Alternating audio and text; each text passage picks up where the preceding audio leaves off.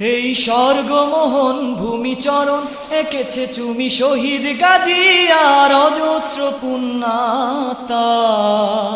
পরতে পরতে আঁকা যাদের আবির রেখা বিস্তৃত আজ বাংলা। এই স্বর্গমোহন ভূমিচরণ এঁকেছে চুমি শহীদ গাজী আর অজস্র পুণ্যাতার।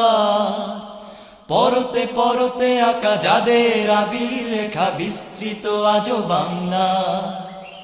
অনুভবের গহনে গোতাই খুঁজে পাই গর্ব আবেশ।